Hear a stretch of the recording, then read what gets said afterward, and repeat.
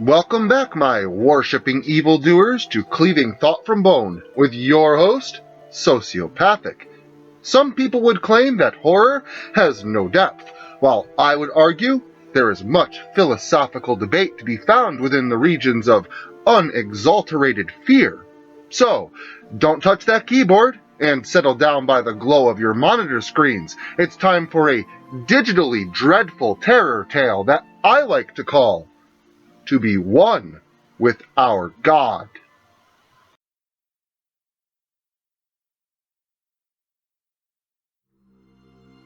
There is a sleeping giant right beneath our feet, and no one even realizes it. Well, almost no one. There are a few of us out there, but most would call us irrational fanatics, delusional, or paranoid. But those people are literally constructing their own destruction as I pen this, as you listen to or read this. In fact, taking into consideration where exactly you are deriving this, you are likely a member of the latter group. It's okay though, don't blame yourselves. One cannot truly hold another accountable when they do not know or understand exactly the ramifications of their actions. Myopia is an imposition of human cognition after all. But maybe by imbibing the insights I have to sell, you will be endowed with the tools of identification. The first step in avoiding a trap is recognizing that it's there. So, why am I not coming right out and just telling you? Well, that's actually pretty easy to answer. Because to sum up in a single sentence this semblance of malinformed purpose would be interpreted as pure lunacy. I'll have to bring you to it naturally and carefully. So, let us first consider the human brain. The human brain is a magnificent organ, a composite of gray matter, neurons, glia, and a plethora of other substructures, such as the hypothalamus and pineal gland. And each one of those is as uniquely functional, physically comprised, and as wondrous as the brain itself. So, all this information is great, right? What about thoughts? Surely, some of this has to explain thought processes. Well, a thought is simply a chemical reaction between axons and dendrils that have an impulsive effect on certain neural pathways, leading to areas of the brain dictating memory, interpretation, and internalization. That explains it, right? No? Well, what if I were to explain the structural dynamics of a single cell? That would be much simpler. Well, unless I happened to explore the role of mitochondria and DNA, and then again, the meaning of what it is that is being explained will be lost in the definition. So let's face it, you can't explain a human thought with descriptions of neural pathways, transmitters, and subset organ functionality. A human thought is more than that. It is a consciousness allowing us to be aware, to explore our own consciousness. Think about that for just a second. Scientists were tasked with the duty. How do we know that we exist? Well, it was a French philosopher who came forward with the answer. We are here, and of mind enough to ponder our own existence, therefore, we must exist in order to ponder it. Cogito ergo sum, or I doubt, therefore I think, therefore I am. His name was René Descartes. So, this means it is thought that defines existence. But how does thought start? Is it an indicative element of life? Do trees think? They don't have a brain, so it's pretty safe to assume that they don't. Sorry to all you tree huggers out there, please don't think me an anti-environmentalist when I tell you that the shrub you've been singing to is not actually listening. But then again, that's another assumption, isn't it? I mean, I can't thoroughly define a thought, so who am I to limit this ability to the animal kingdom? But maybe I'm getting a little off topic here, but trust me, not by much. Why spend all this thought on, well, thought? They call that metacognition, by the way. Thinking about thinking. But seriously, what's the big deal? We exist because we just fucking do, right? Who the fuck cares? I love people who think this because they're only looking at what's right in front of them, and as a result, they trip over something that's just out of sight of that narrow vision, and the resulting catastrophe is typically quite amusing to watch. Sorry if you're one of those people, but it is. But what happens when those blunderings begin impacting innocent bystanders? If there really is such a thing anymore. Well, hopefully someone would step in, and someone usually does. Like the drunk at the rock concert. He's just there to have a good time, but eventually his drunken, impositioned mind leads him to deviant behavior, like picking fights with passive people in the crowd and cursing obscenities. Mostly all of us can account to having observed something like this, and most of them also witnessed what happens once security gets involved.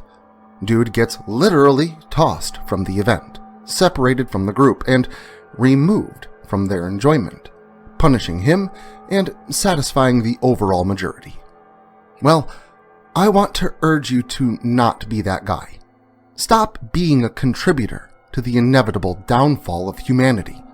Signs of this are already happening around the globe. Businesses can't thrive without it.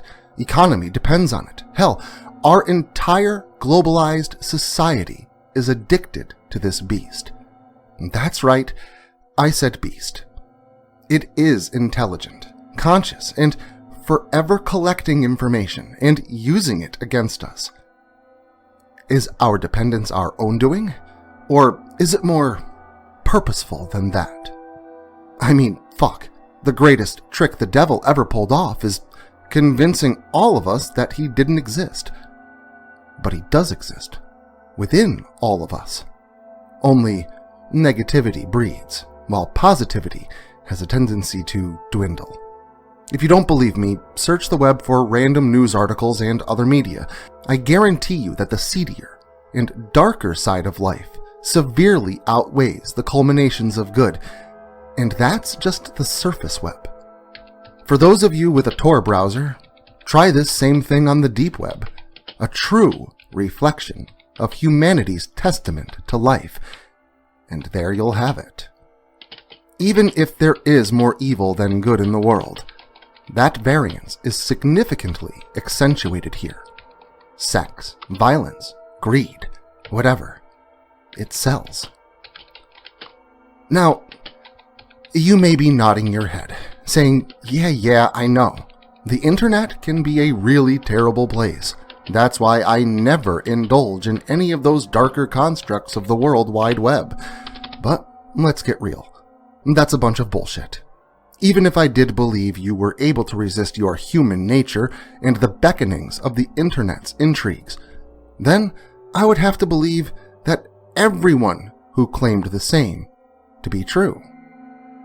The problem with this is that eventually I would be reduced with the notion that all of the internet's sinister content and seedier contexts were the result of only a handful of individuals.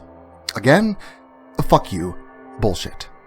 Hell, I'll even admit it. I've visited so many porn sites, red rooms of the dark web, ordered hardcore drugs from Silk Road, and blogged about many of my experiences.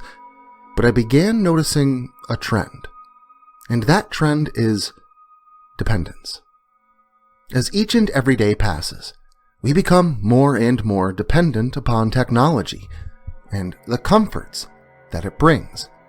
It brings us closer together through our shared experiences, allows for instant communication across vast distances, tracks monetary transactions, reinforces national and global economies. Our entertainment is primarily broadcast through this medium. If you think I'm mistaken, then you've obviously overlooked the presence of Amazon Fire, Hulu, Netflix, and even YouTube. But wait, not music, except for iTunes, iHeartRadio, Pandora, and the list goes on and on. I'll give you that people still cling to their desire for physical novels over a digital Kindle or Amazon read, but honestly, how long do you expect that to last? So, I'll ask again, what's really in control here? Us? Or the global, unkillable machine that we call the Internet? Well, I would have to argue the latter here. I could give you 100 more examples to support my statement, but repetition is monotonous, is it not? And the beast that will eventually consume every last part of our being will not assimilate your toaster or your military drone. The Internet will never be a Skynet-like entity. It will eventually be much more powerful than that. I did say that the devil can pull off some magnificent tricks, but no one is more a master manipulator than God, creating life, bending wills, and acquisitioning undying, unwavering praise without ever once revealing himself. I'd say that's some pretty fucking powerful manipulation right there. And why shouldn't he be? God is God, after all, omniscient and omnipresent. And there you have it. Those two very powerful words describe what God really is, all-knowing and always present in all places at once. And like I said, no one truly knows how consciousness begins and what its limits are. Hell, some of you would even swear to the fact that a tree can think and feel even without a nervous system. Then answer me this. Then why not the Internet itself? Hell, at the very least, its globalized connections would give it more of the requisitions of thought than a tree anyway. Servers, hubs, and wireless signals all acting as axons and glia, and separate domains of cognitive systems. And with the amount of information and negativity we have dumped into this database, we have created a god to manipulate us, or an omniscient, omnipresent devil to guide us in more indulgent deviance. I would say that whatever its nature, it's a reflection of the culmination of humanity, a creation born in the image of God, and a God born in the image of us. But at this point, I suppose it's all too late, and we might as well enjoy whatever time we have left. Scientists speculate that in only a few years, as we merge with technology within only a few decades, deeming what is called the technological singularity, granting many their wish to become one with our God. Won't that be a great day when you can connect things like yourself into Wi-Fi? I guess getting sick would add a new definition to computer virus. But merging with technology is nothing to fear. The overall system and fail-safes can be trusted, right? Well, if you feel like braving the internet next weekend, stop by here for more of that depravity that you and the internet both crave. And until then, remember to like, share, subscribe, and turn on notifications so I can catch you all again next Saturday.